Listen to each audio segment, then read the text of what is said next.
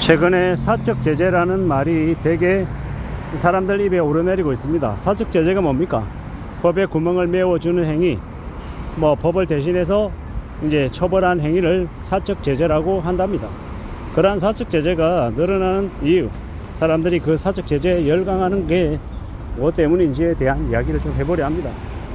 비질란테라고 하는 그 드라마에서는 이제 자경단 일을 하는 이가 나옵니다. 법에 구멍을 메워주는 걸 내가 하겠다. 법이 너를 풀어준 걸 불행이라고 생각하라. 이런 단어가 나올 정도로 사적 제재가 드라마나 영화의 단골 메뉴가 됩니다. 작년에 아주 인기를 끌었던 더 글로리, 학교 폭력에 대한 얘기가 있었죠. 살인자 난감이라고 하는 드라마도 마찬가지입니다. 범죄를 저지른 이제 범죄자들에게 처벌을 제대로 하지 않으니 이제 살인자가 대신해서 처벌을 하는 거죠. 처단하는 거죠. 드라마나 영화에서는 그런 사람들을 보며 되게 열광하고 카타르시스를 느낍니다. 그리고 제대로 된 처벌을 하지 않는 법에 대해 원망하고 좀 조롱하기도 하고, 잘 따져보고 잘 생각해야 될 필요가 있는 건 이제 그러한 사적 제재가 심정적으로는 되게 카타르시스를 주고 좀 잘했다, 대신 우리를 대신해서 범법자들을 처단해줘서 고맙다, 이런 생각을 하는데 그로 인한 부작용도 만만치 않은 것 같습니다. 가장 최근에 있었던 일은 밀양 여중생 성폭행 사건 집단, 그 이제 범죄를 저지른 놈들이 대부분 다 집행유예나 아닌 무혐의로 풀려났죠. 그런 사실에 대해서 사람들이 분노합니다. 저도 분노하죠. 딸아이를 둔 부모 입장에서는 그런 놈들은 전부 다 사지를 다 잘라서 정말 죽이지도 않고 죽을 때까지 괴롭게 살게 만들어야 되는 거죠. 그래야 된다고 생각합니다. 그런 놈들이 경찰 공무원이 되고 대기업에 들어가고 아무렇지도 않게 결혼하고 산다, 있을 수 없는 일이죠. 그런 이들은 그렇게 정상인의 범죄에 속해서 살지 못하게 만들어야 된다라고 저는 생각합니다. 왜냐? 범법자니까, 범죄자니까. 범죄자에게 촉법 소년 이런 기준이 왜 필요하냐라는 겁니다.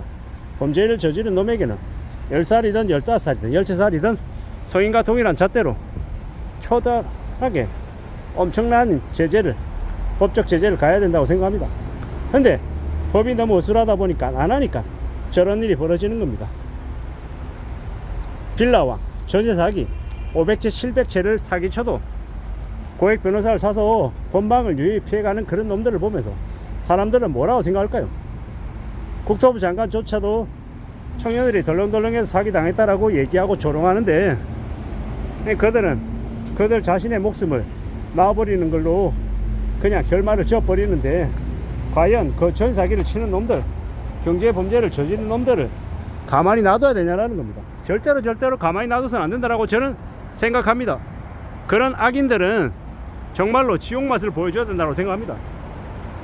전세 사기를 당하고 주식 사기를 치는 놈들을 진짜 토막살인하는 일도 저는 정말 심정적으로는 박수를 칠 수는 없지만, 그런 이들이 법망을 벗어난 행동인 건 분명히 맞지만 때로는 속 시원하다는 생각을 합니다. 밀양 성폭행, 여중생 성폭행 사건을 벌였던 그놈들 전부 다 모아서 불구덩이에 쳐놔야 된다고 생각합니다. 아니면 사람들 전부 다 일렬로 세워놓고 돌로 쳐서 쳐죽여야 된다고 생각합니다. 아이니까 청소년이니까 괜찮다, 그런 게 어디 있습니까? 짐승입니다. 짐승은 다시 갱생시킬 수 없다고 생각합니다. 특히나 그런 무자비한 짓을 저지른 놈들은 절대로 나아질 수 없다고 생각합니다. 근데 밀양에 그 권력을 가진 놈들의 자녀였는지 모르겠지만 그렇게 그냥 법망을 피해갔죠. 그러다 보니까 사람들이 계속 분노하는 겁니다.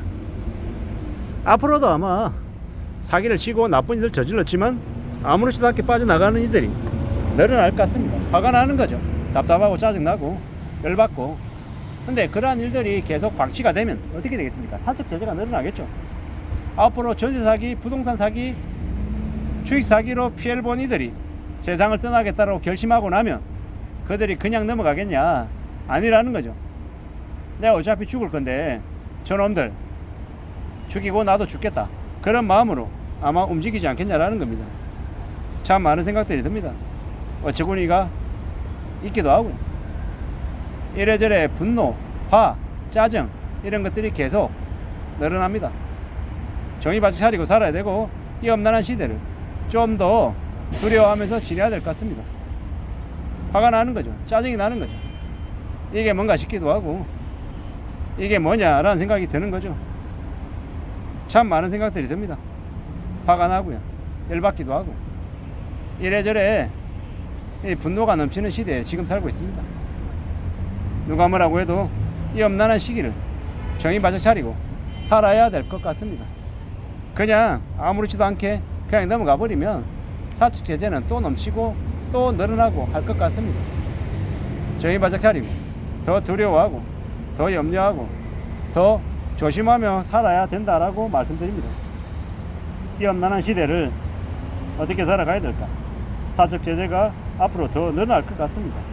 당연한 거 아니겠나라고 생각하기도 하고요. 법이, 정치가 좀 바로 서서 바로 잡혀야 되는데 그러한 것들이 바로 잡히지 않는 것 같습니다. 어떻게 봐야 되겠습니까? 어떻게 마음 먹고 지내야 되겠습니까?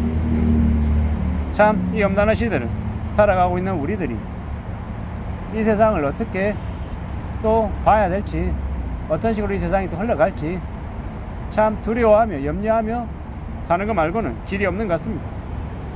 이런 생각 저런 생각 많은 생각들이 듭니다. 잘 따져보고 잘 생각하고 잘 살펴보며 지내야 될 것 같습니다.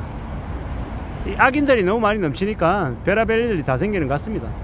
제발 좀 법이, 이 나라가, 법치국가가 좀 바로 섰으면 좋겠습니다. 악인들이 아무렇지도 않게 뻔뻔하게 고개 쳐들고 다니는 세상이 아니었으면 좋겠다라고 생각합니다. 그래야 사측 제재도 줄어들지 않겠냐라는 겁니다. 최근에 시티헌터인지 뭔지 음주운전하고 난폭 운전하는 사람들을 제재하는 그런 유튜버가 사람을 죽였다라고 합니다. 충격적인 일이죠. 그러한 일들이 벌어졌기 때문에 아마 사측 제재에 대해서도 좀 한 번 더 따져보고 그에 대한 것도 정당할 수 없다라고 하는 의견들도 분명히 나올 겁니다. 하지만 그보다 더 앞서서 정말로 범죄자들을 솜방망이 처벌하는 일들이 없어져야 좀 바로 잡히지 않겠나 라고 생각합니다. 그러한 생각들을 차츰차츰 잘 좀 하며 지내야 될 것 같습니다. 험난한 시대를 살아가고 있기 때문에 더 우려스럽고 염려스러운 상황에서 말씀을 드려봅니다. 이상입니다.